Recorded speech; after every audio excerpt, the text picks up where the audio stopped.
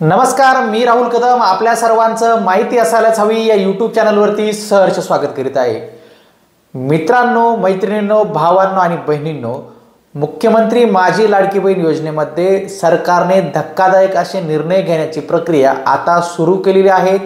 महायुतीचं सरकार ज्या लाडक्या बहिणींमुळे आलं असे ते छाती ठोकपणे सांगत आहेत, त्याच लाडक्या बहिणींसोबत आता धक्का देण्याच्या तयारीत महाराष्ट्र शासन आहे।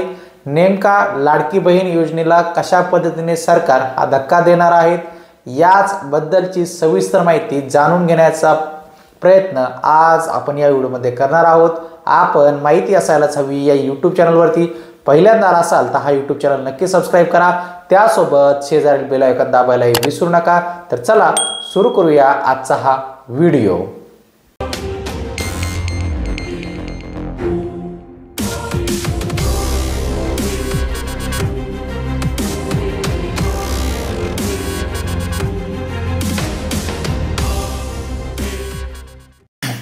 लाडकी बहीण योजनेत अर्जदारांनी केलेले दावे योग्य आहेत की नाही हे तपासण्यासाठी व्यापक पडताळणी प्रक्रिया आता महाराष्ट्र शासनामार्फत राबवली जाणार आहे।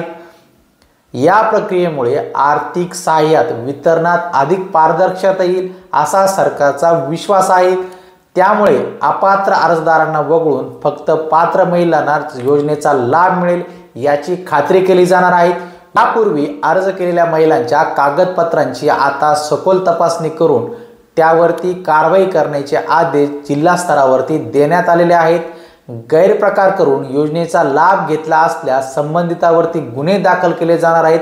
त्याचबरोबर मिळालेल्या लाभाची रक्कम वसूल करण्यात येईल असे संकेतही देण्यात आलेले आहेत। राज्यातील सुमारे 2 कोटीपेक्षा जास्त महिलांनी लाडकी बहीण योजनेसाठी अर्ज केलेला होता, मात्र सरकारची योजना फक्त पात्र महिलांपर्यंत पोहोचवण्याचा उद्देश आहे।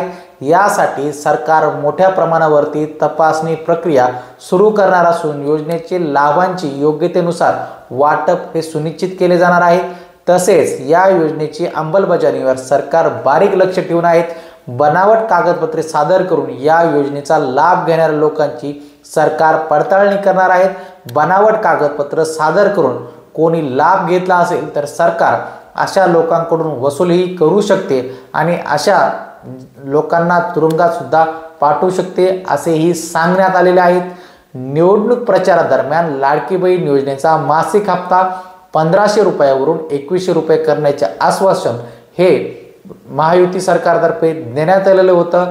आता या योजनेच्या लाभार्थ्यांशी संबंधित मोठा निर्णय घेण्याची तयारी सरकारकडून सुरू आहे। सरकार योजनेचा लाभ फक्त पात्र महिलांपर्यंत पोहोचवते का याची खात्री करण्यावरती आता भर देणार आहेत। आता सरकार या योजनेच्या संदर्भातील निकष अधिक कठोर करणार असल्याचे संकेत आहेत। याचा उद्देश योग्य लाभार्थ्यांपर्यंत या योजनेचा लाभ मिळावा असे आहेत। तसेच प्राथमिक टप्प्यात अनेक अर्जदारांना रक्कम प्राप्त झाली होती, त्यात जास्त कडक व्हेरिफिकेशन किंवा निकष लावण्यात आलेले नव्हते। त्यामुळे योजनेचे नियम डावलून अनेकांनी ही रक्कम आपल्या खात्यात वळती केली।